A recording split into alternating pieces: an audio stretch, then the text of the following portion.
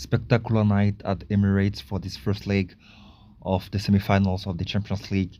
We got goals and goals. So I said goals. One for Paris Saint-Germain and another one has been disallowed for Arsenal. Donnarumma on fire, and Arsenal tried until the end, but they were not able to score one goal. Hello everybody, hope that you're fine. I'm good. I'm good. Welcome for this new video for the review of the game of Arsenal against Paris Saint-Germain. So like and subscribe if you love this content. Then let's start the review. It was the first leg of the semi-finals of the Champions League at Emirates Stadium for Arsenal against PSG, and it was a very good game. I love it. I love it. It was amazing with good things, and then it has started really fast with the goal of Ousmane Dembele, the 5 minute, and so you could see that the way Paris Saint-Germain were already in the game, and they were able to get that opportunity and to score this first goal. This first goal for PSG, and so talking about Ousmane Dembele, he was not able to end the game. So we'll see if he got injured, and then for how long he can be out, because the second leg is next week. So I think we'll get more details in the next days, and I think it's gonna be, we'll know more about the second leg. So as I said, it was a good game. It was a good game, and Ousmane Dembele played and he showed very good things, during this game, and it was interesting to see. And what I have to say is that, first of all, I'll talk first for Paris Saint Germain, and then I'll end with Arsenal. So for PSG, I think they prepared well their game, and throughout as the minutes were moving, they were able to adapt and then to maintain that result, and then they fought to keep that result, and then I think they have done it perfectly, because it was a time, most of the time, like in the second half, they were defending, but they were able to keep that result, and to move to France, and then for the second leg, I think in a very good way with that victory, 1-0. And then one of the things also I have to say is that they missed two major opportunities in the final minute. With first with Bradley Barcola, and then the second one with Gonzalo Ramos.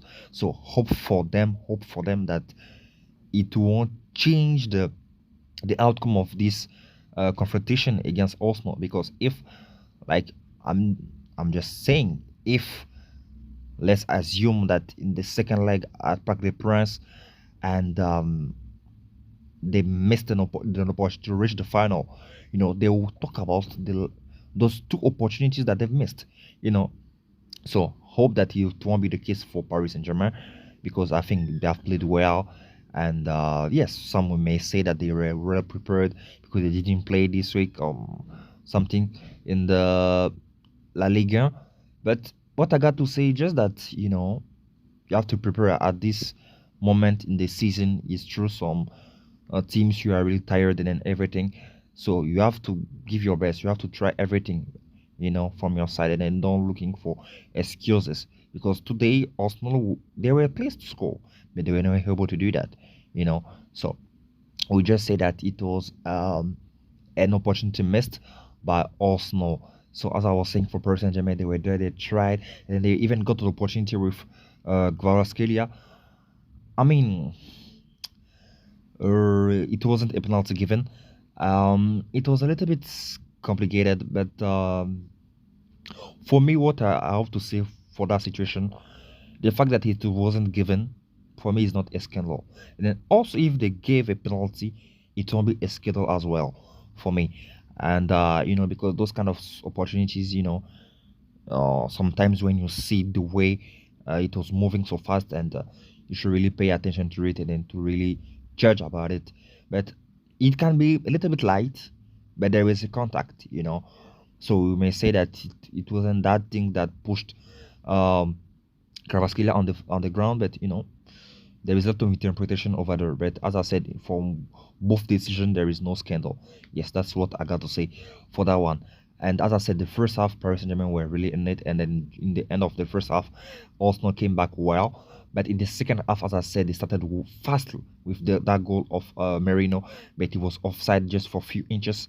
And since that moment, they started pushing, but they were not able to get advantage over the defense of Paris Saint-Germain. So before ending with Paris Saint-Germain, the MVP of the game for me is Donnarumma. He was there, and then I think he put away all the opportunities of Arsenal. So it's amazing what a game, During this kind of competition, you need a very good keeper to move forward.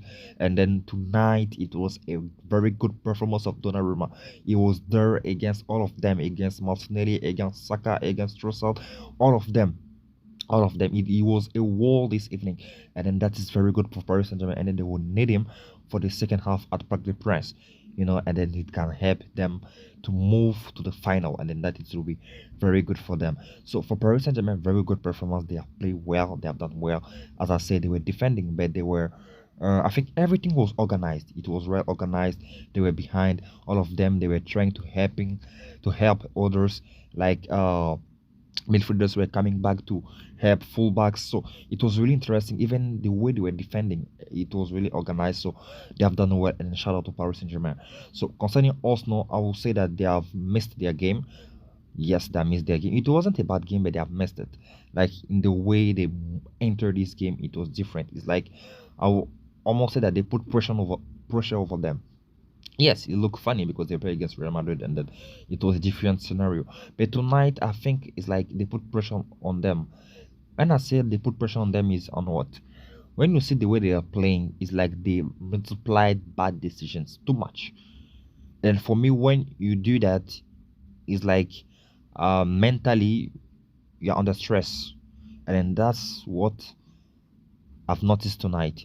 Like they were really under stress, like they really wanted to show a result, they really wanted to do something, and then they missed the most important, to be calm and then to do the right decision, to take the right decision. That's not what they did. At the point when the minute was moving, you could see that they were in a hurry to try and score, to try to do something, and then the fact that Paris Saint-Germain knew that they were just behind it and waiting for them. So as I said, bad game for Arsenal for that point. So there were some good things, like for the second leg, Thomas Partey will be there. He missed a lot within the midfield, so I think when he will be back, it will help them like to get that strength in the midfield, because you could see that they can rise tonight. He was like a little bit alone, and the other guy a little bit under the level, and yes, that was not good. So Trossard is very good, but I mean, against Paris Saint-Germain, it does not help him a lot. So I think for the second leg, Marino should come back as the 9, and then maybe it should be or Martinelli or Trossard, and then it will be interesting. So in the side of Arsenal, it was Bukayo Saka, the best player. He have started once again, as all the time. He was there trying to bring danger for in the defense of Paris Saint-Germain. But I think it seemed like he was a little bit alone. It was him and then Marino who were bringing danger within this team of Arsenal. So you could see that it was a little bit poor for a team like Arsenal, because if the danger is coming just from one side, and it's difficult for them to create more danger. So you could say that it's difficult. So I think players were really under the level. It was Odegaard and Martinelli, and then I think if they can change it, it will help them. So lewis-skelly was a player, also very good performance for them. The same as well with the defense, Kivior and Timber and Saliba. Yes, they have done well. David Raya, I still remember, is safe in the first half on the shot of Desiree Doué, and then after that, Fabian Ruiz was offside. So you could see that they have defended well also, but after conceding that first goal, but they came back well in the game, so they were a little bit in reaction.